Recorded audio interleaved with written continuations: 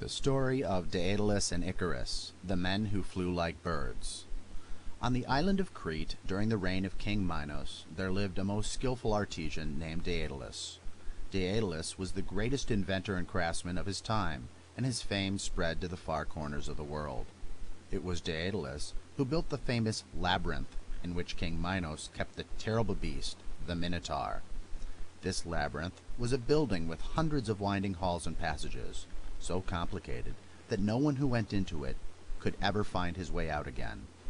But although Daedalus performed great services for King Minos, the king feared him. Minos was afraid that Daedalus, with his great wisdom and skill, might someday gain the throne of Crete. So King Minos caused Daedalus and his young son, Icarus, to be imprisoned in a dark stone tower. But no locks could hold Daedalus, for he could open them all, and one dark night Daedalus and young Icarus escaped from the tower. After they had fled, Daedalus and Icarus did not find it so easy to escape from Crete. You see, Crete is an island, and King Minos had his soldiers search every ship that left its shores. Daedalus and Icarus lay in hiding in a cave along the seashore. One bright day, Daedalus was idly watching the seagulls soaring and swooping over the water in their search for food. Suddenly, an idea struck him. "King Minos may control the land and sea," he cried, "but he does not control the air. This is how Icarus and I shall escape." Then Daedalus set to work to study the birds and learn the secret of their flight. For endless hours he watched the birds flying. He caught a bird and studied the clever structure of its wings. Then he put to use his knowledge and skill to copy the wings of a bird. The boy Icarus spent his days trapping the seagulls and plucking their feathers. Daedalus took the feathers which his son had obtained and sewed them together with marvelous skill. Soon wings began to take shape, so wonderfully made that, except for their great size, they looked exactly like the real wings of a bird.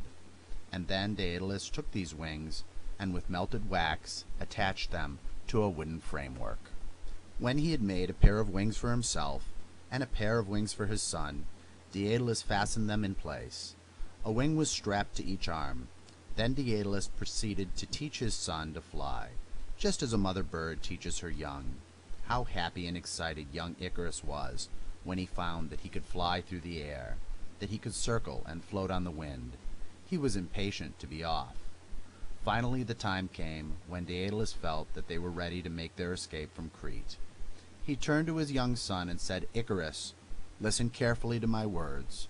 Follow close behind me in your flight. Do not fly too low, or the dampness of the sea will cling to your wings and make them too heavy for you to lift. Do not fly too high, or the sun will melt the wax of your wings." Then Daedalus kissed his son fondly and began to rise into the air. Icarus followed his father.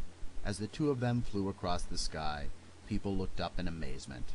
The plowmen in the fields gazed upward. The shepherds marveled.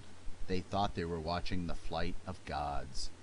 At first, Icarus stayed close behind his father, but then, exulting in his newfound power, he flew off on little side trips. Soon, he had forgotten everything his father had told him and flew high into the heavens. The blazing sun did its work, and the wax of his wings melted. Icarus fluttered his arms, but there were not enough feathers left to beat the air. He called to his father, but in vain. Down he fell into the sea. Daedalus sped to the aid of his son, but when he saw the feathers floating on the ocean, he knew to his grief that Icarus had been drowned.